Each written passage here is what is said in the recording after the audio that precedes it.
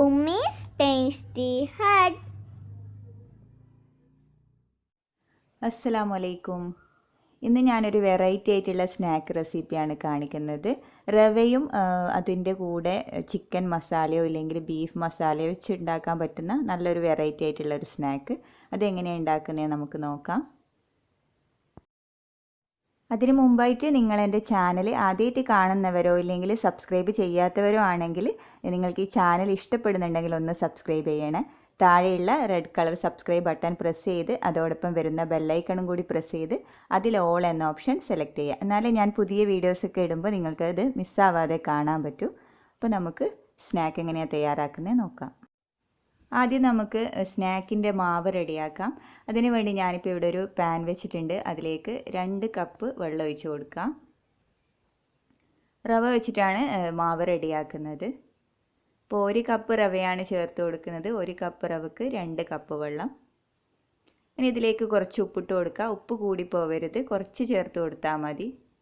നമ്മൾ മസാലയൊക്കെ വെക്കുന്നതല്ലേ. ഇനി ഇതിലേക്ക് 1/4 ടീസ്പൂൺ ഗരം മസാല ഇട്ട് കൊടുക്കാം. പിന്നെ ഇതിലേക്ക് 2 ടീസ്പൂൺ നെയ്യ് ഇട്ട് കൊടുക്കാം. ഇനി ഇതൊന്ന് നന്നായി തിളച്ച് വരണം. തിളച്ച് കഴിഞ്ഞിട്ടുണ്ട്. ഇനി ഇതിലേക്ക് നമുക്ക് 1 കപ്പ് റവ ചേർത്ത് കൊടുക്കാം. ഇതിപ്പോൾ നന്നായി വറുത്തെടുത്ത റവയാണ്. വറുത്തെടുത്ത റവ തന്നെ ചേർത്ത് കൊടുക്കണം, എന്നാലേ ഈ മാവ് നല്ല ഇതായി കിട്ടൂ. അപ്പോൾ വറുത്തെടുത്ത റവ തന്നെ എടുക്കാൻ നോക്കുക. ഇനി റവ ചേർത്ത് കൊടുത്ത ഉടനെ തന്നെ ഫ്ലെയിം ഓഫ് ചെയ്യുക. എന്നിട്ട് ഇതുപോലെ നന്നായി ഒന്ന് മിക്സ് ചെയ്ത് കൊടുക്കുക. പെട്ടെന്ന് ഫ്ലെയിം ഓഫ് ചെയ്യണം റവ ചേർത്ത് കഴിഞ്ഞാൽ തന്നെ, ഇല്ലെങ്കിൽ ഡ്രൈ ആയി പോകും പിന്നെ മാവ്. ഇനി നന്നായി ഇതുപോലെ ഒന്ന് മിക്സ് ചെയ്ത് കൊടുത്തതിന് ശേഷം നമുക്ക് പെട്ടെന്ന് തന്നെ വേറൊരു പാത്രത്തിലേക്ക് മാറ്റണം. ഇതേ പാനിൽ തന്നെ വെക്കരുത്, അതൊന്ന് ശ്രദ്ധിക്കുക. പാനിൽ വെച്ച് കഴിഞ്ഞാൽ ഡ്രൈ ആയിപ്പോവും. ഇതിപ്പം ഞാൻ വേറൊരു പാത്രത്തിൽ മാറ്റിയതിന് ശേഷം മാവ് നല്ല വെള്ളമൊക്കെ വലിഞ്ഞ് വന്നിട്ടുണ്ട്. ഇനി ഇത് കൈകൊണ്ട് നന്നായി ഒന്ന് കുഴച്ചെടുക്കുക. ഇതുപോലെ നന്നായി ഒന്ന് കുഴച്ചെടുക്കുക. കട്ടകളൊക്കെ ഉണ്ടെങ്കിൽ ഒന്ന് ഉടഞ്ഞു കിട്ടും.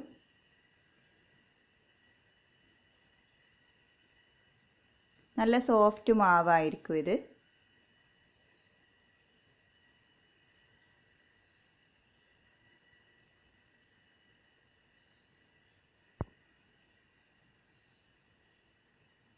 ഇപ്പോൾ മാവ് ഇവിടെ റെഡി ആയിട്ടുണ്ട്. ഇനി ഇതിലേക്ക് മസാല വെച്ച് കൊടുക്കാം. ഞാനിപ്പോൾ ഇവിടെ മുമ്പേ തയ്യാറാക്കി വെച്ച ചിക്കൻ മസാലയാണ് വെച്ച് കൊടുക്കുന്നത്. ഇതിൻ്റെ വീഡിയോ ഞാൻ മുമ്പ് അപ്ലോഡ് ചെയ്തിട്ടുണ്ട്. ഞാൻ ഫ്രീസ് ചെയ്ത് വെച്ചതാണിത്. വേണമെങ്കിൽ നിങ്ങൾക്ക് ചെക്ക് ചെയ്യാം. ഞാൻ അതിൻ്റെ ലിങ്ക് താഴെ കൊടുക്കാം. ഈ സ്നാക്കിന് ചിക്കൻ മസാലേനേക്കാളും കൂടുതൽ ടേസ്റ്റ് ബീഫ് മസാലയാണ്. പറ്റുമെങ്കിൽ അതന്നെ വെച്ച് കൊടുക്കുക. അതാണ് ചിക്കൻ മസാലേനേക്കാളും കൂടുതൽ ടേസ്റ്റ് വരിക. ചിക്കൻ മസാലയും ടേസ്റ്റ് തന്നെയാണ്, പക്ഷേ അതാകുമ്പോൾ കുറച്ച് കൂടുതൽ ടേസ്റ്റാണ്. ഇതിപ്പോൾ ഞാൻ 2 രീതിയിൽ പരത്തിയെടുക്കുന്നുണ്ട്. ആദ്യം കുറച്ച് നീളത്തിൽ നമുക്ക് പരത്തിയെടുക്കാം.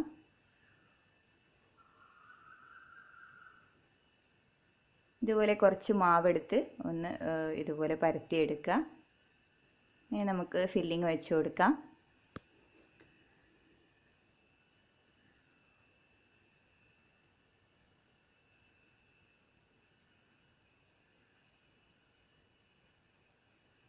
ഫില്ലിങ് വെച്ച് കൊടുക്കുമ്പോൾ കുറേ വെച്ച് കൊടുക്കണ്ട, അപ്പോൾ നമുക്കിത് ഉരുട്ടിയെടുക്കാൻ പറ്റൂല. ഇനി ഇതുപോലെ സൈഡ് ഒന്ന് ഒട്ടിച്ച് കൊടുത്ത് ഉരുട്ടിയെടുക്കുക. കുറച്ചൊരു നീളമുള്ള ഷേപ്പിലാണ് ഞാനിപ്പം ആക്കിയെടുക്കുന്നത്.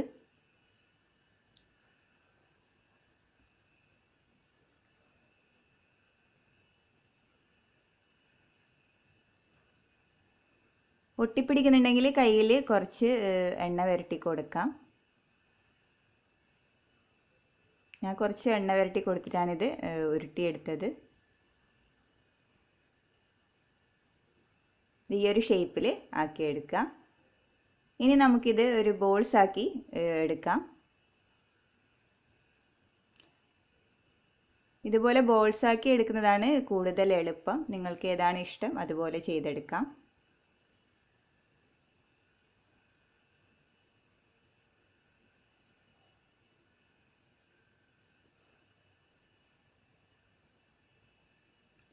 ബോൾസ് ആക്കി എടുക്കുമ്പോൾ കുറച്ച് പെട്ടെന്ന് ആവുന്നുണ്ട്.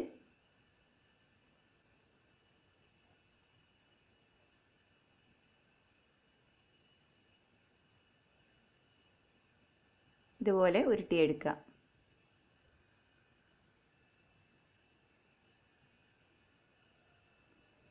ഇനി ഇതേപോലെ നമുക്ക് എല്ലാ മാവും വെച്ച് എല്ലാ സ്നാക്കും തയ്യാറാക്കാം. ഞാനിപ്പോൾ ഇവിടെ എണ്ണ ചൂടാൻ വെച്ചിട്ടുണ്ട്. ഇതിലേക്ക് നമുക്ക് ഓരോന്നായി ഇട്ട് കൊടുക്കാം. ആദ്യം നമുക്ക് നീളത്തിൽ ഷേപ്പിൽ ആക്കി വെച്ചത് ഇട്ട് കൊടുക്കാം.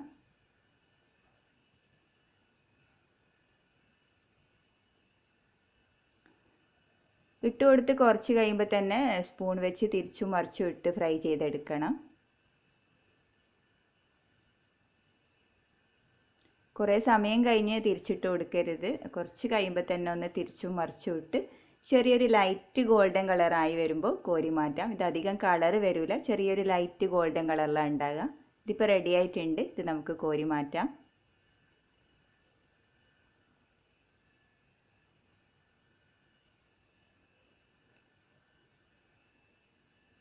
ഇനി നമുക്ക് ബോൾസ് ഷേപ്പിലാക്കി വെച്ചതും കൂടി ഫ്രൈ ചെയ്തെടുക്കാം.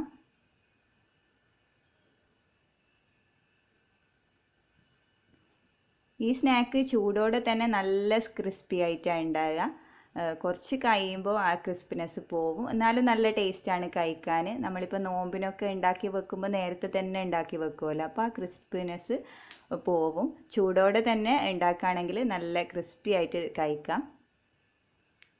നോമ്പില്ലാത്ത സമയത്തൊക്കെ ഉണ്ടാക്കുകയാണെങ്കിൽ നിങ്ങൾ അതുപോലെ ഒന്ന് ചൂടോടെ തന്നെ കഴിക്കാൻ നോക്കുക. അതാണ് കൂടുതൽ ടേസ്റ്റ്. ഇപ്പോൾ സ്നാക്ക് ഇവിടെ റെഡി ആയിട്ടുണ്ട്.